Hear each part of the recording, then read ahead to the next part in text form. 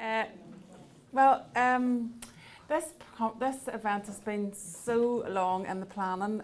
Ken and me came to see this room, I don't know, about 3 months ago, and we just loved it when we came in, so I hope you agree.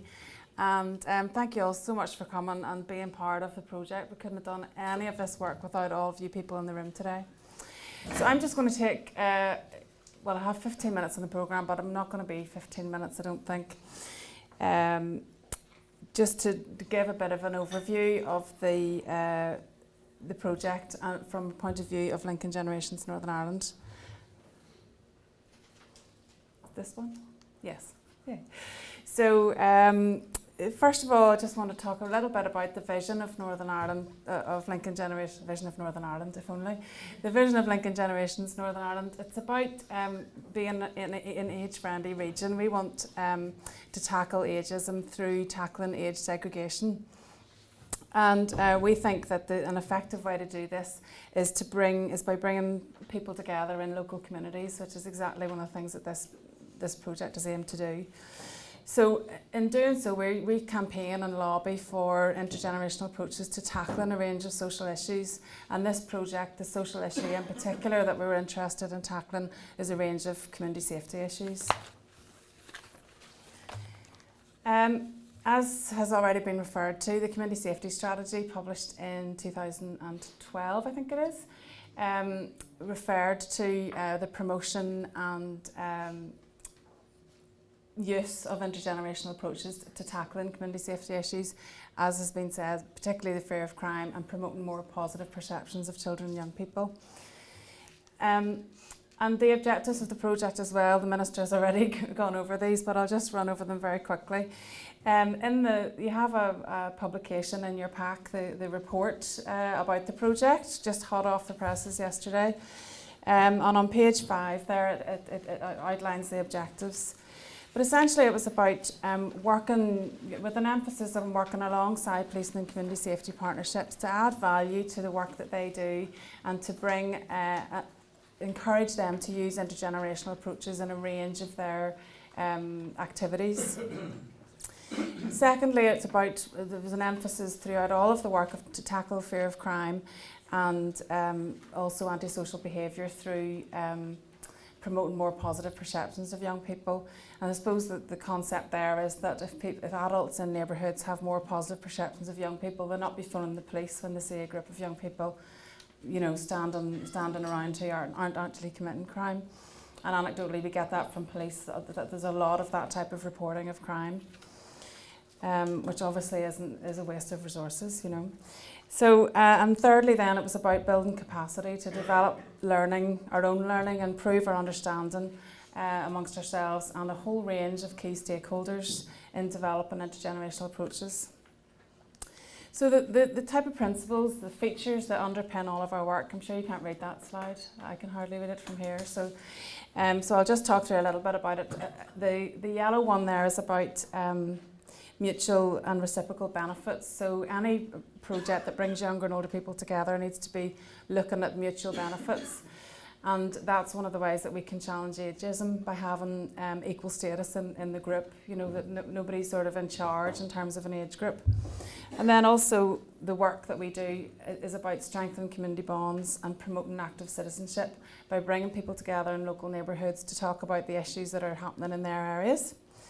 And then finally, the last sort of grouping there about taking a participatory approach. So we always emphasise and always want to say to people that if you're working with a group, you need to be talking to them about what are the issues and how do those issues get solved, and using the resources that are available within that group of people to make a contribution to solving the problem.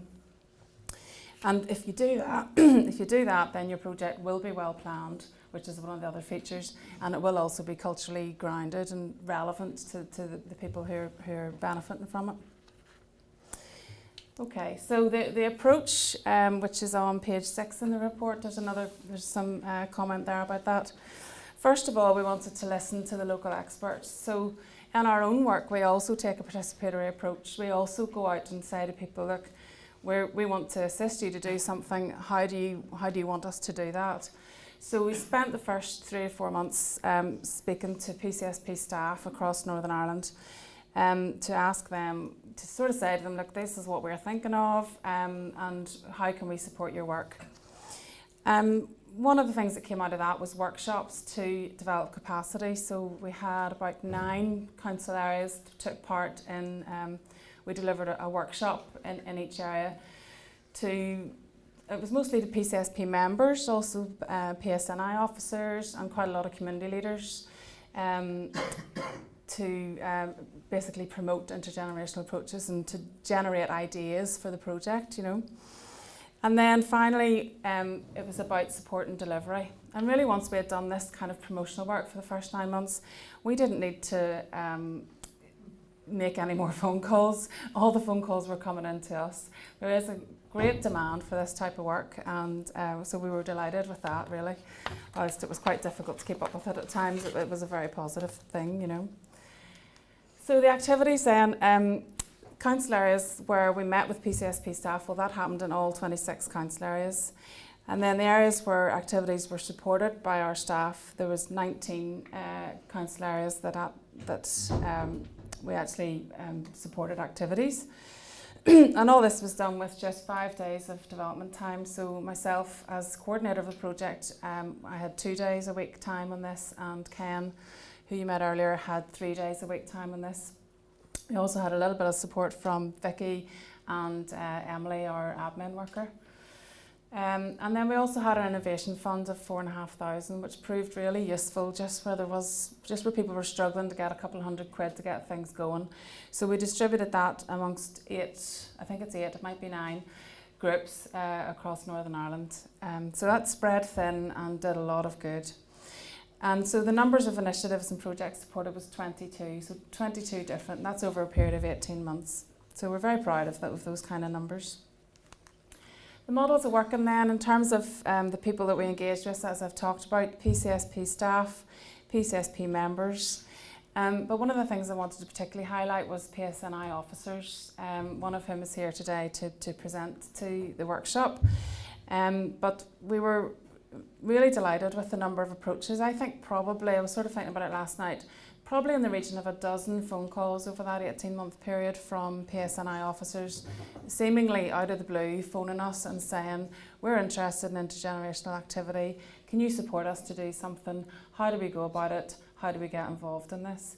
So there is a great appetite from, you know, brilliantly dedicated neighbourhood officers across Northern Ireland to doing this work, and we're incredibly grateful for that interest.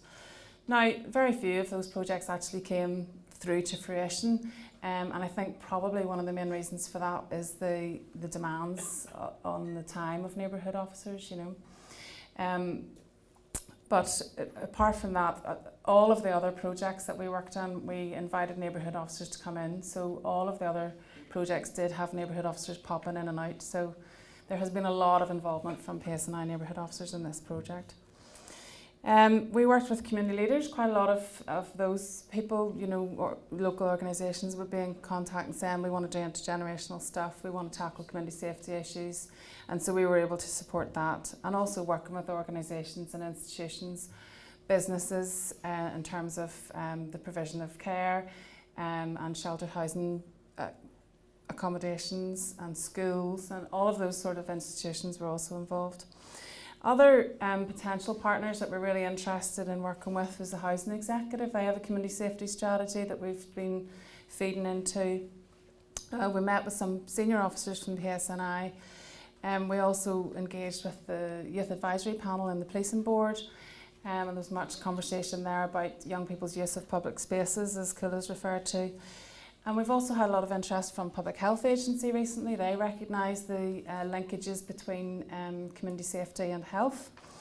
And the Youth Justice Agency, one of our projects here, the Cabbage Patchers, had engaged with the Youth Justice Agency, but we really think there's a lot of mileage there, and it's something that we really want to be pursuing in the future. So finally, really, as we have said, today is about trying to identify what works, and so I was just collecting my thoughts last night and thinking, well, what do I think has worked? And I think probably it's on top of the list because it probably is the most important, which is about the vision and the passion and the voluntary effort of local leaders. So without, without your input, without the enthusiasm for the work, none of this would be able to happen. And then I've also listed the enthusiasm of PSNI officers, because it was something that really quite surprised us, the amount of interest from neighbourhood officers. And also connected to enthusiasm and vision is the appetite for intergenerational activity. I know whenever I first heard the word intergenerational, I think it was about 7 years ago, and nobody knew what that word meant. It was a big, long word that nobody really understood. But now when you say the word intergenerational, everybody knows what you're talking about, and there's just an appetite for it. I think our time has come, to quote a maybe not so well used phrase. And PCSP managers then who embraced the support being offered. As I said, there was like 19 different council areas across Northern Ireland who engaged with it. So many of the PCSP managers that we connected with really used the resources. For example, Craig Avon, who unfortunately can't be here for the workshop today, but they had 5 intergenerational projects in their plan over the last 18 months, and whenever we approached them and said we're doing this, they just kind of slaughtered us in. So it was the PCSP staff were delivering, but they used us to set up the planning meetings, to talk to the group separately, and to host an introductory meeting. So that worked really well. They just sort of slotted our services into the services that they were providing. And then obviously from our point of view, we think that the provision of our expertise free across Northern Ireland was a really important enabler. So that's me finished, and we just have Sarah now, who is our external evaluator. But just to finally say again that really we think we've made a difference in this project, but you are the people who made it all possible. Whether you're a participant, whether you're a leader, whether you're from an organisation that's supported this work, whether you've just said positive things about intergenerational practice to your neighbours, all of those things make a difference. So thank you all very much.